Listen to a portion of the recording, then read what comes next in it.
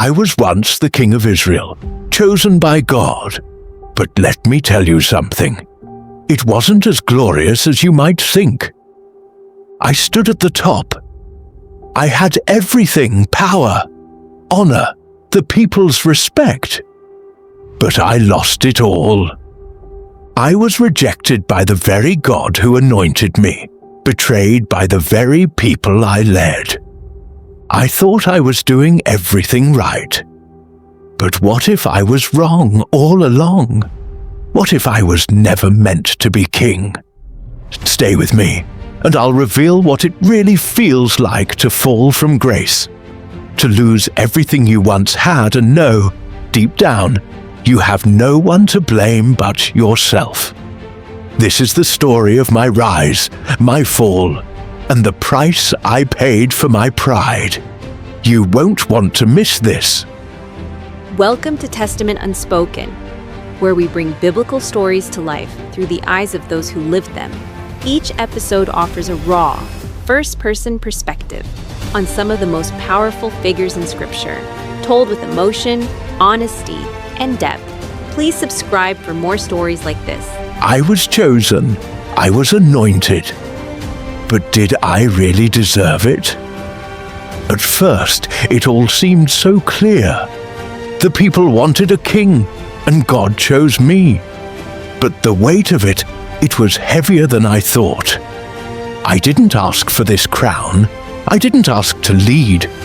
All I wanted was to live my life, to be left in peace, but God called me. At first, I believed it.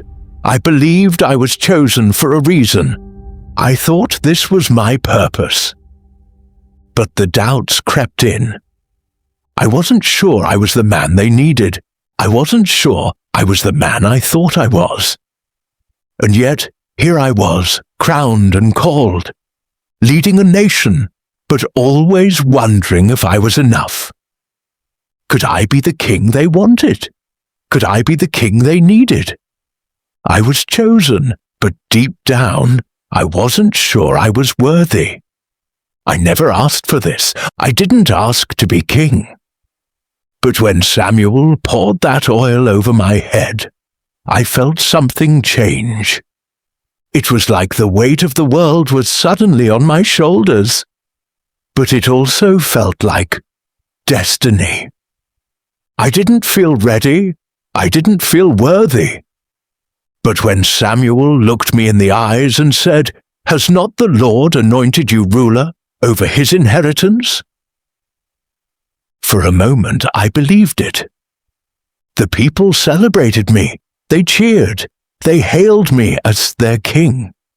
And for a brief moment, I felt like I could do it. I felt hope rise in my chest. Maybe I could lead. Maybe I was meant for this after all. But inside, the doubt was still there. Was I the right man? Or was I just the only man? The only one left standing? The one they could point to when the world was falling apart? The pressure was suffocating. I had never asked for this, but here I was. I had been chosen, but I wasn't sure I was the man they needed. I wasn't sure I was the man I wanted to be. I thought I had to act. I couldn't wait any longer. The pressure was too much. The people were restless.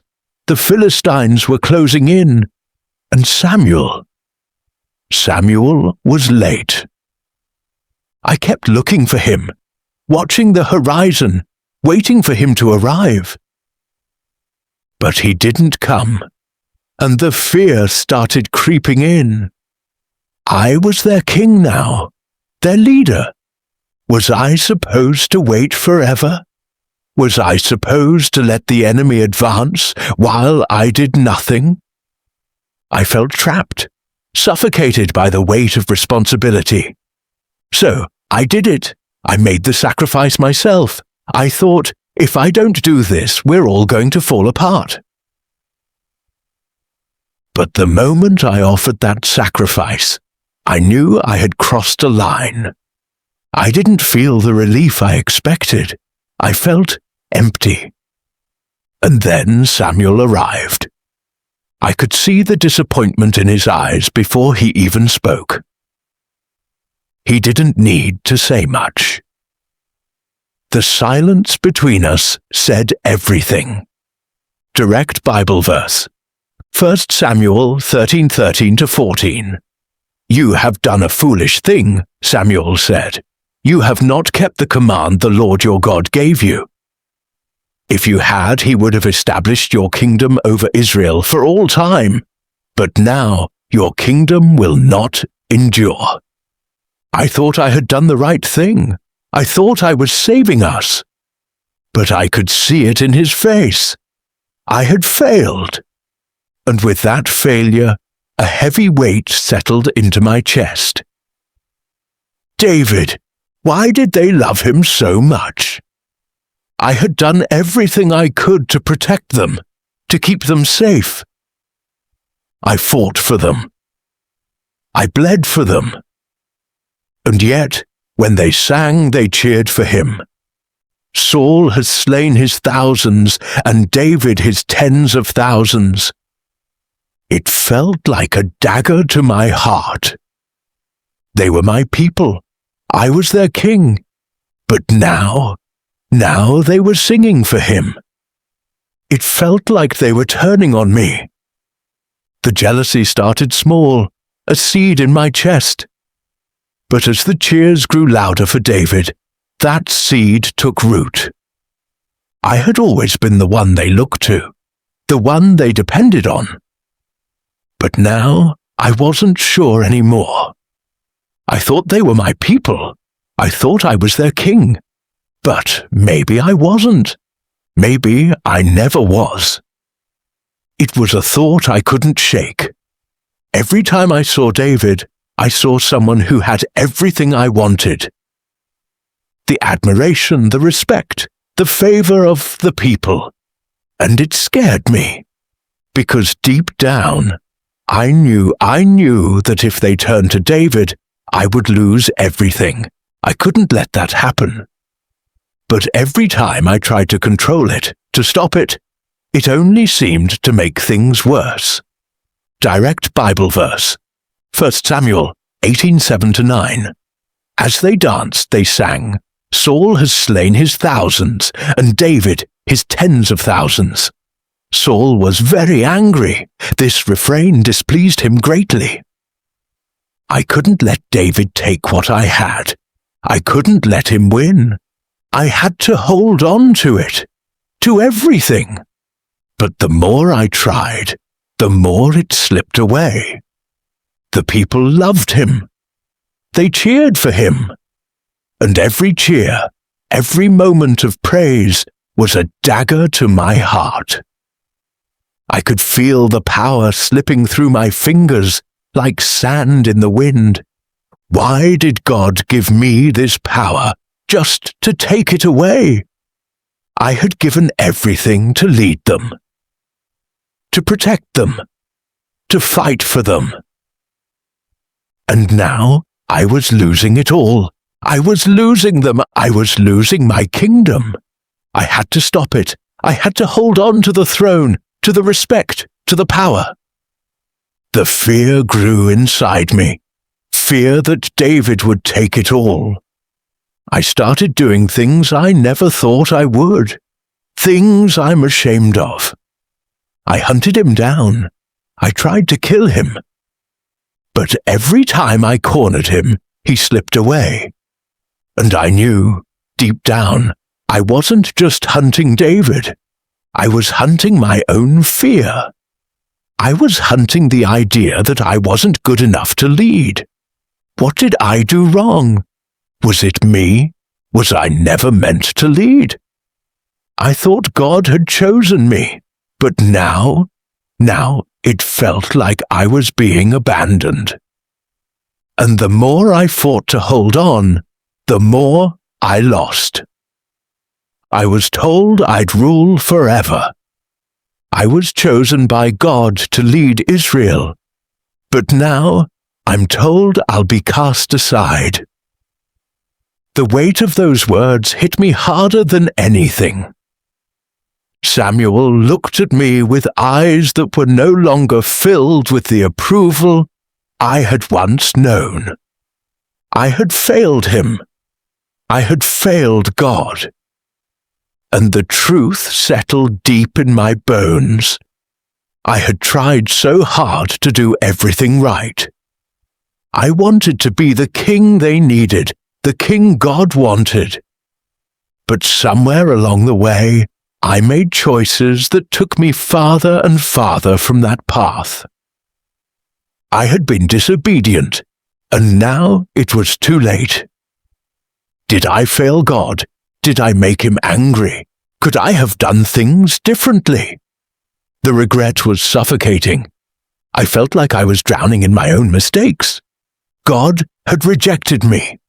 The very kingdom I had fought so hard to build, now it would be taken from me. Direct Bible verse, 1 Samuel 15:23-24. For rebellion is like the sin of divination, and arrogance like the evil of idolatry. Because you have rejected the word of the Lord, he has rejected you as king. I had rejected God's word, and now I was rejected as king. It was all falling apart. I've lost everything, my throne, my family, my peace. And now I've lost God's voice. I used to hear him clearly, feel his presence guiding me. But now there was nothing. The Philistines were at the gates, and I was supposed to lead my people, but I was alone in the darkness. I couldn't hear from God. I couldn't find the strength to fight. I was abandoned. It wasn't just the loss of my kingdom.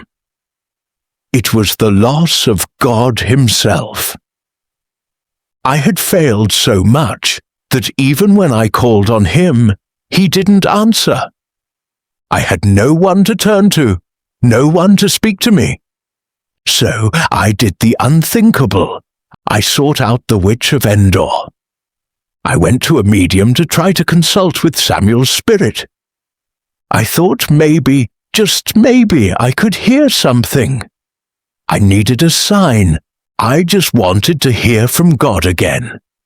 I wanted to know I wasn't completely abandoned. But when I found her, I only found more darkness. I thought I could control it. I thought I could find some answer to give me peace. But there was no peace. There was no guidance. Only the terrifying reminder of how far I had fallen. Direct Bible verse, 1 Samuel 28:6-7. When Saul inquired of the Lord did not answer him. Saul then said to his attendants, "Find me a woman who is a medium, so I may go and inquire of her." I had no way out, no way back to where I was. I was lost, and no one could help me now. I had it all. The throne, the crown, the respect, everything I had ever wanted. And now I've lost it all. The weight of it, it's crushing. The battlefield is quiet now, but in my heart, the noise is deafening. I can feel the end coming. The Philistines have won. My reign is over. Maybe it was never mine to begin with. Maybe all of this was just a fleeting moment. A brief time in the sun before the darkness overtook me. I can't take back the choices I made. I can't undo the hurt I caused, the people I failed, the trust I broke. And now, here I am standing at the end of it all, with nothing left but regret. I thought I was chosen to lead, but I never truly understood what it meant to serve. I tried to hold on to power, but in the end, it slipped away. I never understood the cost of leadership, not until now. The price of my pride, the cost of my disobedience. And now I face the consequences. I'm just a man, and all that's left is to face the end. I wanted to be a king who led with strength, who made decisions that would echo for generations. But instead, I ended up a man broken by his own pride. I had the power, I had the position, I had the chance to change Israel, to lead them to greatness. But I let my fears, my insecurities, my need to control everything take over. I could have been better. I could have listened when Samuel spoke.